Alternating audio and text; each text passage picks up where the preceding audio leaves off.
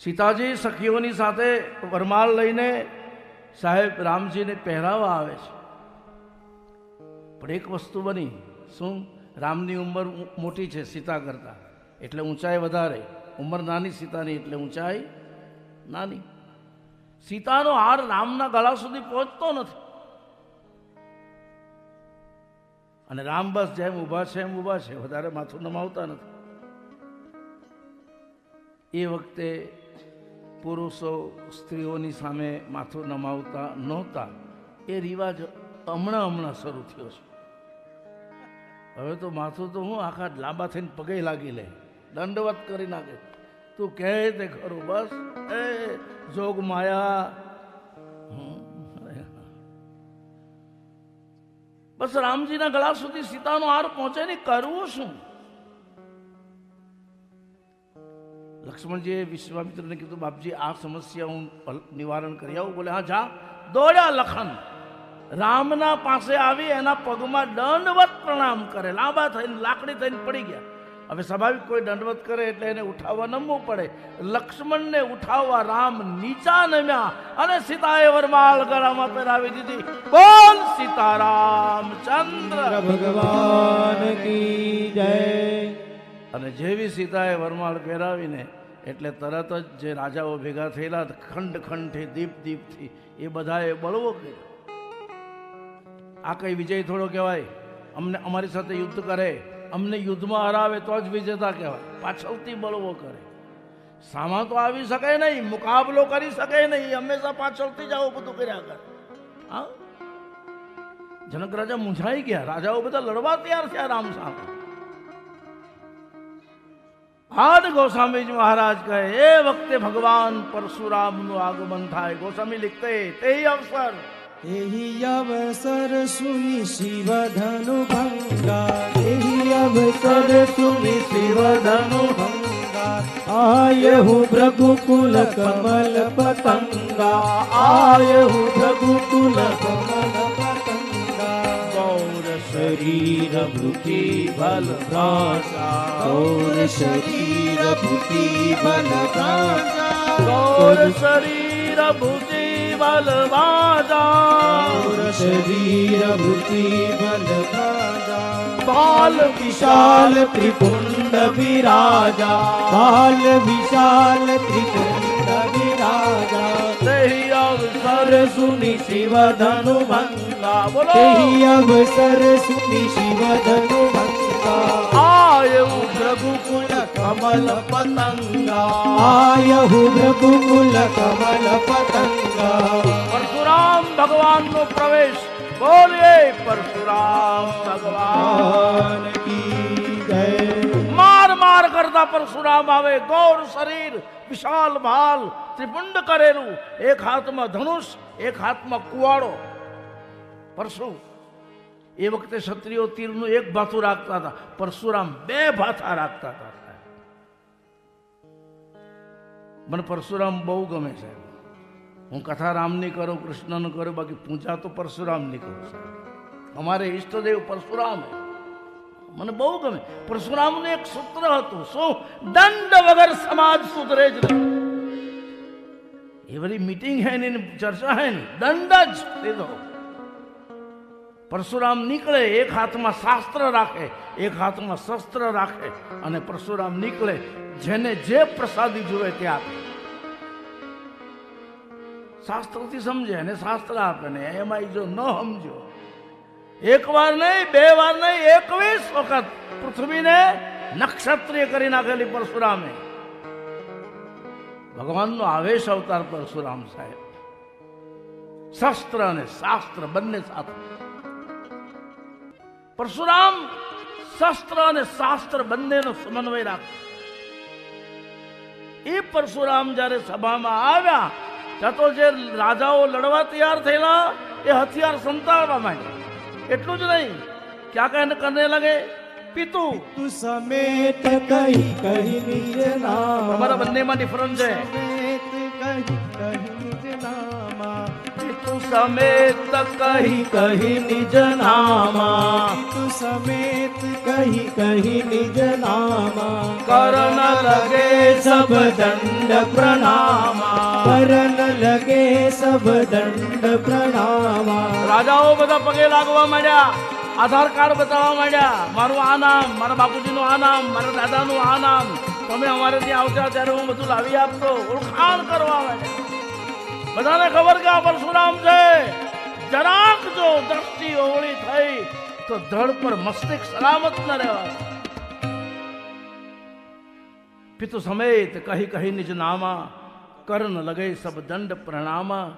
અને એમાં પરશુરામે ધનુષનો ભંગ થયેલો જોયો, ત્રાડ પાડી. જનાબ કોને પૂછીને આ બધા ભેગા કર્યા? સાહેબ એ વખતે પરશુરામની પરમિશન વગર ક્ષત્રિયોના સંમેલન નહોતા થતા. 5-25 ક્ષત્રિયો ભેગા થવું હોય ને તો પેલા પરશુરામ બાપાને પગે લાગવા જવું પડે. રજા આપો, અમે આટલે દિવસે આ વાગે આટલા વાગે ભેગા થવાના. એમ કોને પૂછીને ભેગા કર્યા? આ મારા ગુરુ, પરશુરામના ગુરુ શિવ છે. મારા ગુરુના ધનુષનો ભંગ કર્યો હશે, એને હું જીવતો નહીં રહેવા દઉં. અલગ કરીને સભામાંથી, નહીતર બધાના ઉપર પરશુ ફેરવીશ. એમ કહીને ઉગાયમ પરશુરામ. પેલા જે રાજા મહારાજાઓ લડવા તૈયાર થઈ ગયેલા એ બધા મનમાં પસ્તાવા માંડ્યા, આના કરતા જતા રહ્યા હોત તો સારું હતું. આ તો આપણું આવ્યું. એ વખતે જનક તો કંઈ બોલી ન શક્યા, પણ રામાયણમાં લખ્યું છે ભગવાન શ્રી રામ વિશ્વામિત્રની પાસે રજા લઈ અને પરશુરામની સામે આવ્યા, એને પગે લાગ્યા. ક્યાં બોલે રામ? નાથ શંભુ ભંજારી હારા હો યહી કેવું એક દાસ તુમ્હારા હો યહી કેવું એક દાસ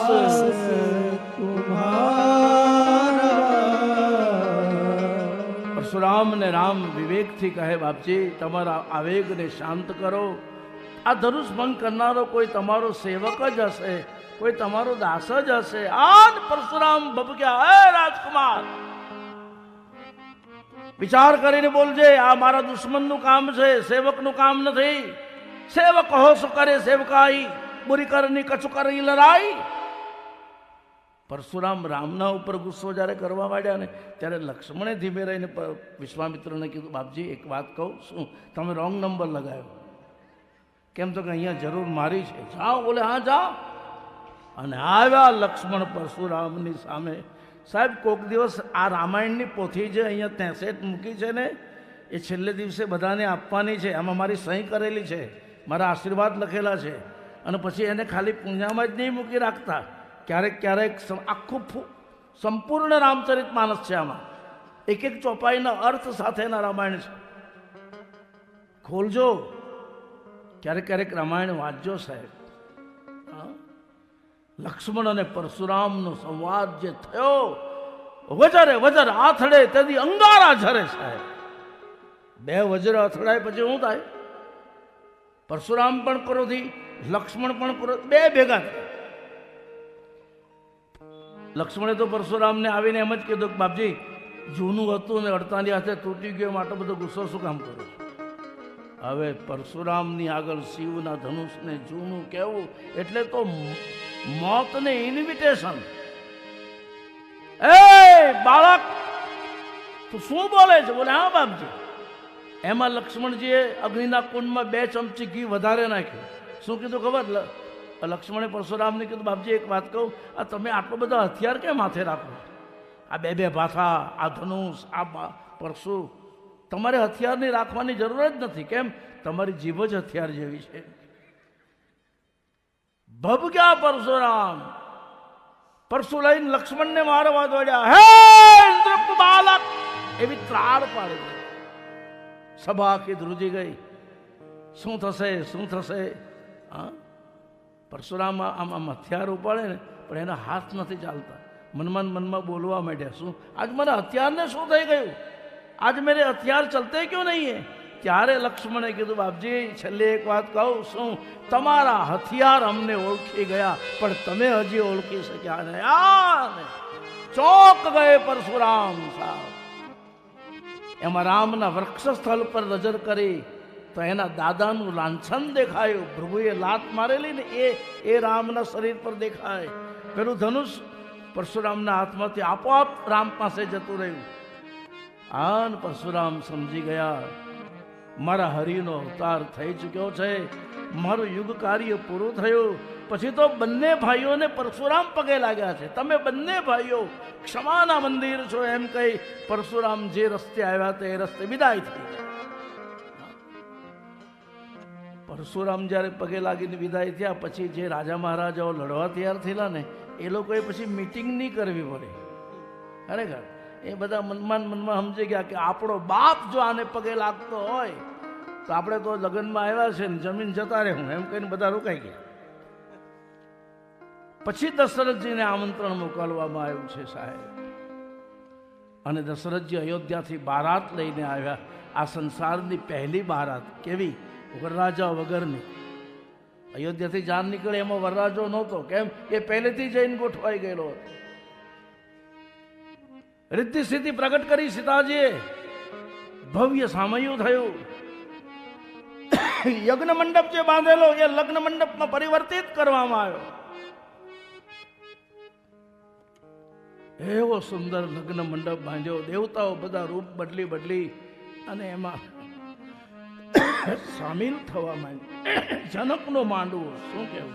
રાજા જનક ઘેર માંડવો સહેરડી, રાજા જનક ઘેર માંડવો, રાજા જનક ઘેર માંડવો સહેરડી, રાજા જનક ઘેર માંડવો. હે આવ્યા મોટા મોટા ભૂપ આવ્યા, મોટા મોટા ભૂપ, રાજા જનક ઘેર માંડવો. એ આવ્યા મોટા મોટા ભૂપ આવ્યા, મોટા મોટા ભૂપ, રાજા જનક ઘેર માંડવો. કોણ આવ્યા? લંકા તે ગઢથી રાવણ આવ્યો સહેલડી, લંકા તે ગઢથી રાવણ આવ્યો, લંકા તે ગઢથી રાવણ આવ્યો સહેલડી, લંકા તે ગઢથી રાવણ આવ્યો. એની હારે કરણ કુંભ, એની હારે કરણ કુંભ, રાજા જનક ઘેર માંડવો.